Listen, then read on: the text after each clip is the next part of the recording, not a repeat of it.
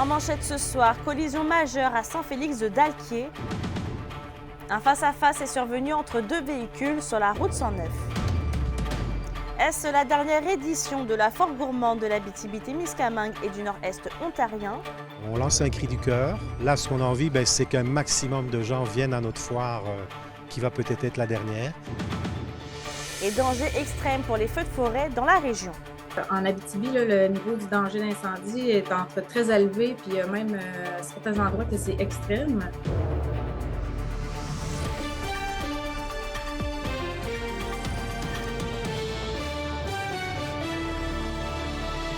Bonsoir tout le monde et merci d'être sur nos ondes.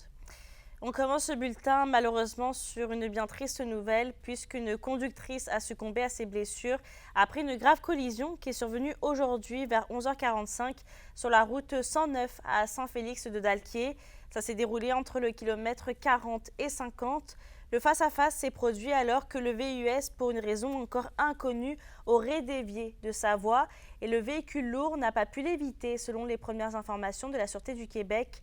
Le conducteur du véhicule lourd aurait subi un état de choc, mais il n'est pas blessé. Dans un autre dossier, le Témiscamingue pourrait perdre un autre grand événement touristique, puisqu'après l'annulation du rodéo du camion à Notre-Dame-du-Nord, c'est maintenant la foire gourmande de Ville-Marie qui fait face à de graves problèmes financiers qu'Emilia Liberté nous explique.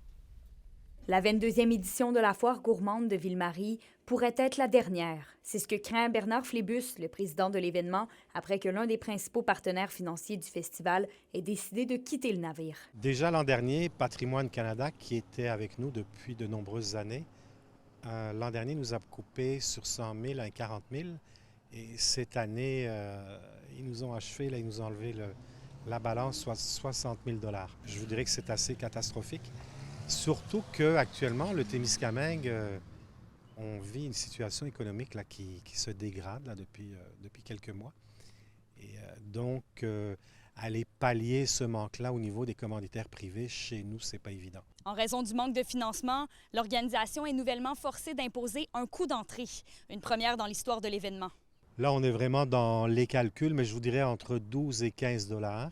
Donc, le but, c'est pas d'aller faire un coup d'argent, c'est de permettre de faire l'édition qui s'en vient. La foire gourmande attire environ 25 000 personnes chaque été à Ville-Marie. Ce serait donc une catastrophe de perdre un festival d'une telle envergure, explique le maire de la ville. C'est sûr qu'on va continuer à être derrière la foire gourmande, à travailler avec des partenaires pour s'assurer qu'il y ait une poursuite, en tout cas, que ce soit la foire ou d'autres événements. Mais à Ville-Marie, c'est quand même l'événement le plus important chez nous, puis pour le Témiscamingue aussi, là, actuellement. La préfète de la MRC de Témiscamingue croit que les événements du genre doivent continuer de se réinventer pour faire valoir le développement de l'industrie agroalimentaire du Témiscamingue. C'est sur les producteurs agricoles, sur les transformateurs, sur le tourisme qu'on va voir des impacts. Moi, je fais confiance autant aux organisateurs de la foire qu'à la population du Témiscamingue pour être au rendez-vous quand ce sera le temps de discuter de l'avenir de la foire. Environ 500 bénévoles sont nécessaires au bon fonctionnement de la foire gourmande. L'organisation est d'ailleurs toujours à la recherche de citoyens qui souhaiteraient s'impliquer. Kémilia La Liberté, RNC Nouvelles, Ville-Marie. Et d'ailleurs, le député fédéral d'Abitibi-Témiscamingue déplore la fin de la subvention de Patrimoine Canada à la foire gourmande, mais aussi au festival H2O. Sébastien Lemire affirme qu'il est inadmissible que la fin du financement soit annoncée quelques semaines avant le début des événements, alors que des contrats et des annonces se sont faits.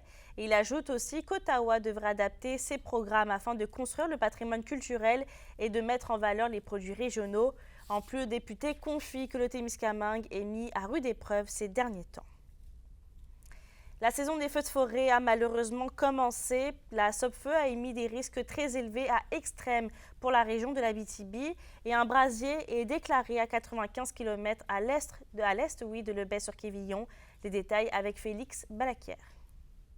Actuellement, on a un feu à Rivière-Macho là, qui est à peu près 95 km à l'est de Lebel-sur-Quévillon. Les prochains 24 à 36 heures seront critiques pour l'Abitibi-Ouest, confirme la SOPFEU.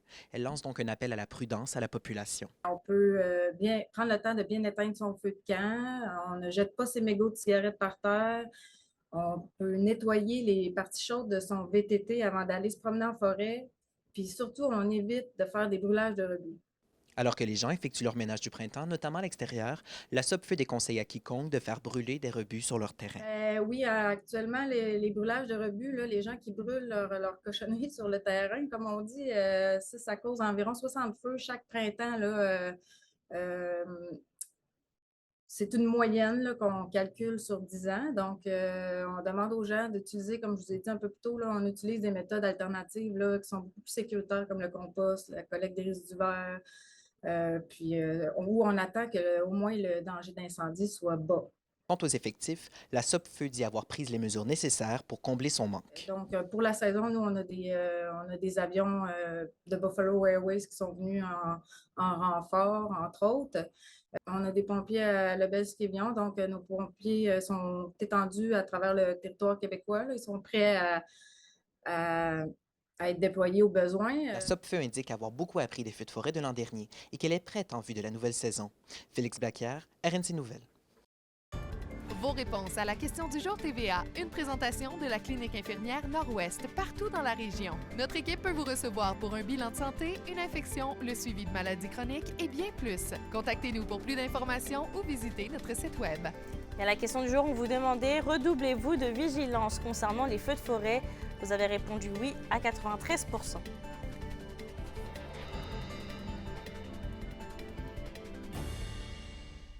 Et d'ailleurs, en parlant de température, eh bien, les orignaux seront de plus en plus tentés de sortir des forêts, surtout avec la grande présence de mouches. Et c'est pourquoi CA Québec lance un appel à la vigilance. Un poids lourd a happé la nuit dernière un orignal dans une courbe de la route 117 près de la mine Odyssée à Malartic. Un autre orignal, visiblement happé lui aussi par un véhicule, a été aperçu près de la courbe du lac Lamotte entre Rivière-Éva et Malartic. Et selon le ministère des Transports du Québec, c'est près de 7000 collisions avec la grande faune qui sont dénombrées à chaque année à travers la province. Il y a des périodes où on en remarque le plus. Juin, c'en est une. Juillet aussi, octobre. Là, étant donné qu'on a eu des températures plus chaudes plus rapidement, bien là, on est à la mi-mai, fin mai, on en dénombre déjà. Et il y a des moments dans la journée où on en dénombre le plus, c'est-à-dire à l'aube et au crépuscule. C'est là où est-ce qu'on va en rencontrer davantage. Faire attention, s'assurer qu'il n'y en aura pas d'autres qui suivent. Ça se peut qu'il y ait des petits bébés, des petits veaux qui suivent la maman orignale. C'est conseillé de se cramponner au volant, de klaxonner, puis d'éviter de donner un coup de volant pour ne pas faire une sortie de route. Il faut aussi rappeler d'appeler les policiers après une collision, parce que c'est obligatoire de déclarer une collision là, avec un animal de 25 kilos et plus, selon le Code de la sécurité routière. Un incendie suspect a ravagé une résidence à Amos dimanche en pleine nuit. C'est vers 1h30 du matin que les autorités ont été appelées à se rendre sur les lieux d'un incendie dans le secteur du chemin Croteau. 2 personnes ont dû être évacuées de la résidence unifamiliale en flammes et elles ont été par la suite examinées par les ambulanciers car ces dernières avaient inhalé une quantité importante de fumée. Et selon la porte-parole de la Sûreté du Québec, il n'est pas possible de déterminer pour l'instant les causes et les circonstances de l'incendie. Une enquête est donc en cours pour élucider les raisons du brasier. Et bien qu'aucun lien entre les événements n'est possible à faire pour l'instant, il faut noter quand même que c'est le 3e incendie du genre à se produire à Amos en moins de 5 jours. Sur un autre sujet, le harcèlement psychologique au travail peut laisser des séquelles importantes à long terme. Et c'est ce que témoigne une dame de Val-d'Or qui l'a vécu au premier plan pendant plusieurs années. Elle partage son histoire à Kimberly Hall. Le harcèlement psychologique au travail, c'est quelque chose qu'on peut appeler la maladie invisible parce qu'il n'y a rien qui se voit puis il n'y a rien qui paraît. Fait que c'est tout vraiment à l'intérieur de la personne. Puis la victime, elle subit à travers tout ça. Puis quel genre de conséquences que ça peut avoir sur la vie de quelqu'un? Ça a des gros dommages, je te dirais, parce que tout dépendant jusqu'où le harcèlement peut aller. Mais ça l'emmène une certaine honte, ça l'emmène une certaine de préjugés. Fait que, puis c'est vraiment une bataille juridique du début jusqu'à la fin. C'est sûr, certain, quand on commence dans ça, ben il faut s'attendre au moins un bon 3 ans pour arriver au bout. Je me mets sur la place publique aujourd'hui justement pour montrer que ça peut arriver à n'importe qui. Moi, j'étais un cadre dans une entreprise. Je gérais 2 établissements. J'avais chiffre soir, puis la RH. Puis que Je veux vraiment le faire aussi pour d'autres victimes, que ce soit une Manon, que ce soit une Renée, un Annie, une Cynthia, une Linda, que ce soit un Mathieu, un Henri. Ça peut être n'importe qui. Puis qu'est-ce qui vous a aidé à vous en sortir? Cognez aux portes, puis si vous n'êtes pas à la bonne porte, la personne ne vous laissera pas tomber. Elle va vous transférer à quelqu'un que peut-être qui va pouvoir répondre plus à vos questions. Puis en faisant chaque chose, en se dépassant chaque jour, surtout en croyant en nous-mêmes, puis croire aux personnes qui sont proches, qui croient en vous. Ceux qui ne croient pas en vous, peut-être, oui, les laisser pareil, mais les tenir un petit peu plus éloignés, parce qu'on n'a pas besoin des personnes qui pensent négatif dans des moments comme ça.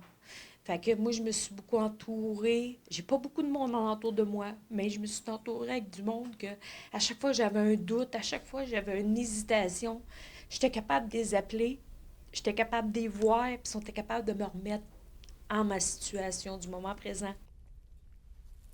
Pour une troisième année consécutive, Pétapan relance sa roulotte estivale pour aider les personnes en situation d'itinérance à Val-d'Or. Et après une année 2023 fructueuse, les ambitions sont grandes pour cet été. Alexis Dumont explique. Plusieurs nouveautés sont de retour cette année pour le retour de Pétapan, alors que l'an dernier, une quarantaine d'activités avaient été organisées. C'est certain que cette année, on veut tenter d'impliquer des usagers partenaires au sein des activités pour vraiment faire du par et pour par nos usagers qui sont en réinsertion sociale. Il y a plusieurs activités aussi qui nous ont été nommées par les usagers au niveau de l'artisanat, des repas partage qu'on va remettre à l'horaire. Puis on veut vraiment faire la promotion des activités sur Facebook également pour nos usagers. L'an dernier, les organisateurs avaient été dans l'obligation de précipiter le lancement de l'édition 2023 en raison des feux de forêt. Mais cette année, ils aimeraient bien faire les choses dans le but de bien lancer cette troisième édition. On avait sorti le motorisé Pétapan pour aller à la rencontre des usagers là, qui étaient en situation de campement, s'assurer de leur sécurité. Fait qu'on n'a pas prévu notre début comme cette année. C'est prévu avec le lancement officiel qui va être la semaine prochaine avec la programmation puis faire le dévoilement de l'intérieur également. Autre nouveauté cette année, près de 17 000 $ ont été investis pour réaménager l'intérieur de la roulotte avec notamment l'aide de 3 entreprises dans le but de permettre aux usagers d'avoir le meilleur service possible. Les rénovations intérieures, en fait, ça a été orchestré par Septentrion. On a également le Plomberie Sévigny puis Pronord Électrique qui ont donné un coup de main au niveau des matériaux puis des heures là, qui n'ont pas été facturées. Fait qu'un don au niveau là, du temps qui a été investi dans Pétapan pour les rénovations. D'ailleurs, le dévoilement de la programmation de l'édition 2024 aura lieu ici même la semaine prochaine au parc Albert-Dumais, soit mardi à 11h. Alexis Dumont, RNC Nouvelles, Val-d'Or. D'ailleurs, toujours à Val-d'Or, les travaux d'agrandissement et de réfection du carrefour giratoire de la route 117 en direction du secteur Sullivan ont commencé aujourd'hui. Plusieurs entraves sont donc prévues, notamment la fermeture complète en tout temps du chemin Sullivan au sud du carrefour giratoire. Le ministère des Transports en profite d'ailleurs pour demander aux automobilistes de redoubler de prudence aux abords des nombreux chantiers routiers un peu partout dans la région. Respecter les limites de vitesse, respecter aussi les pancartes de signalisation qu'on met aux abords des chantiers routiers, respecter les signaux que donnent les signaleurs routiers parce qu'ils sont là pour assurer la sécurité des travailleuses et travailleurs qui sont sur le chantier, mais également la sécurité pour les usagères et usagers de la route. Donc, c'est très, très important. On ne voudrait pas qu'il y ait des accidents qui surviennent cette année puis jamais, de toute façon, sur nos chantiers routiers. En santé maintenant, la Chambre de commerce et d'industrie d'Amos-Aricana se dit plutôt préoccupée par les bris de services annoncés dans le réseau de la santé, des ruptures causées par le resserrement des règles envers les agences privées de santé, essentielles au bon fonctionnement du réseau en Abitibi-Témiscamingue. Et en ce sens, la Chambre encourage vivement les agences privées à s'entendre avec le gouvernement et à faire preuve de flexibilité dans leurs demandes. Le président de la CCIAH comprend et soutient les objectifs du gouvernement. Par contre, il souligne que le mur à mur ne peut pas fonctionner dans une région comme ici. Dans le monde minier maintenant, aujourd'hui marque le début de la période d'information publique sur le projet Orne 5 à Rouyn-Noranda. La séance d'information est organisée par le Bureau d'audience publique. Ressources Falco, qui est l'initiateur du projet, fera une présentation aux citoyens curieux d'en savoir plus sur leur démarche. Les citoyens pourront ensuite poser des questions et obtenir des renseignements concernant le projet, la procédure d'évaluation et d'examen des impacts sur l'environnement, le processus de consultation publique ainsi que le rôle du BAP. La séance se tient à 19h ce soir au Petit Théâtre du Vieux-Noranda.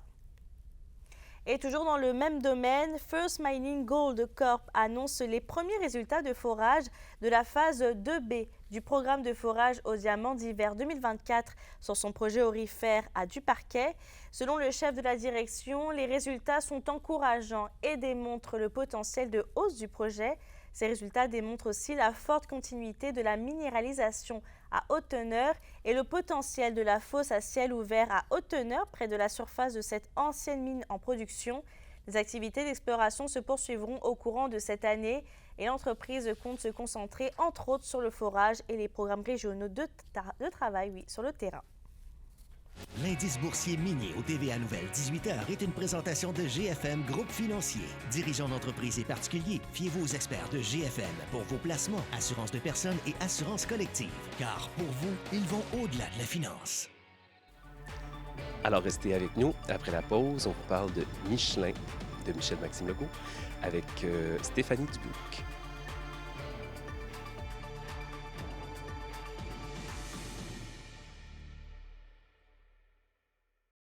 Les SADC de l'Abitibi-Témiscamingue et du nord du Québec vous présentent la bonne nouvelle économique TVA.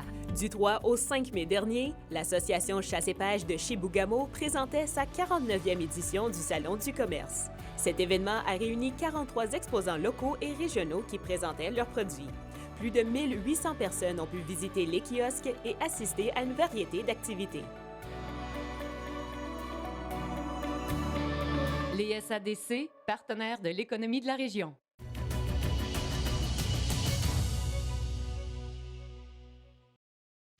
La chronique culturelle vous est présentée par Bruno et Jasmin Leclerc, denturologistes. Des cliniques à la fine pointe de la technologie pour vous servir à La Sarre et à Amos. Stéphanie, après avoir foulé les planches du centre communautaire de la Motte, c'est au tour du Théâtre des Escarres d'Amos de présenter la pièce Michelin. Oui, on s'attend à voir le sourire aux lèvres ce soir au Théâtre des Escarres d'Amos avec cette pièce-là qui met de l'avant la réalité du monde agricole. Mélissa, on met en lumière Michel-Maxime Legault qui nous partage son parcours de la vie rurale, de sa famille colorée, de ses parents bienveillants et de la différence qui dérange. Mise en scène, je vous le rappelle, par Marie-Thérèse Fortin. Eh bien, Michelin sera de passage demain au Théâtre du Cuivre de Rouyn-Noranda pour ensuite prendre la route de La Sarre jeudi et vendredi du côté du Théâtre Télébec de Val-d'Or. On vous attend en très grand nombre. Je raconte ma vie. Je commence par parler de pourquoi j'ai failli m'appeler Michelin dans la vie. Parce que mes parents avaient 7 enfants. Puis ils ont voulu, les 2 derniers voulaient donner leur même nom. Tu sais, mon père s'appelle Yvon, fait que mon frère a hérité du nom d'Yvon. Puis moi, ils ont fait, ah non, on ne peut pas l'appeler Micheline, on va l'appeler Michelin. Puis là, ma sœur schizophrène, qui était mon ange gardien dans la vie, mon guide a dit, ben non, on ne peut pas l'appeler Michelin, c'est pas épineux. T'sais. Fait que finalement, je me suis appelé Michel, et là, Michel-Maxime. Fait que j'explique un peu ma vie, mon nom, d'où je viens, de Saint-Polycarpe, de la ruralité, de la ferme, que j'étais un artiste, puis que je voulais devenir un artiste, mais j'étais comme dans une famille d'agriculteurs de 7 enfants. Je parle aussi en tout cas de plein de choses, de plein de sujets. Puis je pense que ça vient rejoindre les gens, puis après, les gens viennent me conter de leur histoire à eux. Et là, ils font « Ah, moi aussi, je viens d'une ferme, moi aussi, j'ai vécu ça, moi aussi. » Donc, il y a une belle rencontre humaine qui se passe avec le public depuis qu'on a commencé les représentations de Michelin. La première mondiale était à Moffett. C'était vraiment super. Parce que tout le village est venu nous voir. C'est un village qui se sont déplacés, sont venus dans le centre communautaire de Moffett. Puis on a comme présenté cette pièce-là. Et là, finalement, écoute, pour nous, ça a été un moment où on va s'en rappeler toute notre vie de cette première-là à Moffett. On en parlait, Marie-Thérèse Fortin qui fait la mise en scène et moi. On disait, hey, c'est vraiment, on en a vécu des premières, mais comme ça, une première comme ça, c'était vraiment historique pour nous. Il y avait quelque chose de... Après, on est allé à Ville-Marie, on est allé à Québec, puis là, on revient ici en Abitibi-Témiscamingue, puis là, on fait vraiment le tour. Fait que vous allez vraiment pouvoir, toute cette semaine, on a fait 6 représentations. Wow. Puis vous venez vraiment venir nous voir, on se déplace, puis on fait vraiment le tour des villages et des villes. Et venez ouvrir votre cœur, puis venez rencontrer vraiment, venir me rencontrer. Puis rester après la représentation, je veux vous voir, je veux vous serrer la main, puis je veux voir vos beaux yeux dans cette belle salle du Théâtre des Escarres ce soir, puis toute cette semaine dans toutes les représentations. Et c'est ce soir qu'a lieu au Resto Saint-Hubert d'Amos la dernière cuvée des soirées Jalapino pour les intéressés. Au menu, soirée d'humour et de bière où 3 panélistes devront présenter leurs meilleures blagues en répondant tout simplement aux questions de l'animateur. Les panélistes invités sont Gabriel Bastien, Florence Desjardins et Nadine Lambert, le tout sous l'animation de Guillaume Balleux. On vous invite à compter de 20h au Resto Saint-Hubert d'Amos. On a très hâte de vous y voir. Restez avec nous après la pause puisqu'on va parler de l'ancien gardien de but des Huskies de Rouyn-Noranda, Samuel Harvey, qui voit son contrat avec une équipe italienne prolongé.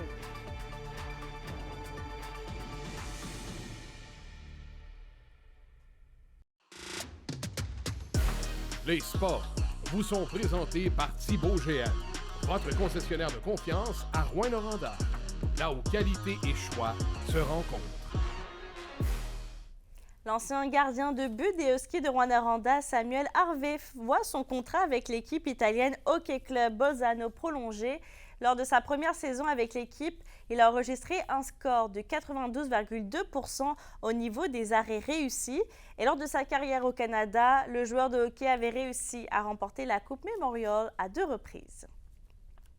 Et dans le cadre du Gala des champions, la Ligue de développement du hockey M18 3A du Québec a présenté les nommés pour les joueurs qui se sont le plus démarqués durant la dernière saison. Le joueur Adam Lemay des Forestiers d'Amos fait partie des 15 élèves athlètes qui vont courir la chance de remporter le titre de la personnalité académique de l'année.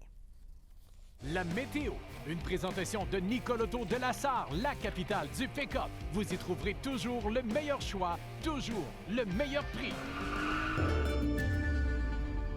Et à la météo, Stéphanie, on peut s'attendre à des averses pour les prochains jours. Oui, on peut s'attendre à des averses et des orages. Cependant, pour ce soir et cette nuit, on s'attend, Mélissa, à un dégagement autant au nord avec un minimum de 12 degrés qu'au sud avec un minimum de 14 degrés. En ce qui a trait demain, pour l'ensemble des secteurs, on a quand même quelques averses qui devraient débuter en après-midi avec un risque d'orage. Maximum de 28 degrés en Abitibi et maximum de 27 degrés au Témiscamingue. Et maintenant, un aperçu pour après-demain. C'est le moment d'en profiter parce que c'est plein soleil pour l'ensemble des territoires avec un maximum de 24 degrés. Profitez bien de la belle température quand on va se pointer le bout du nez. Merci Stéphanie. Je termine avec les nominés au prix de gardien de but de l'année de la LCH 2023-2024. Et parmi eux, on y retrouve le Husky de Rouyn-Noranda, William Rousseau. Évidemment, on saura le nom du gagnant le 1er juin à Michigan. Sur ce, je te souhaite de passer une bonne soirée et on se retrouve demain.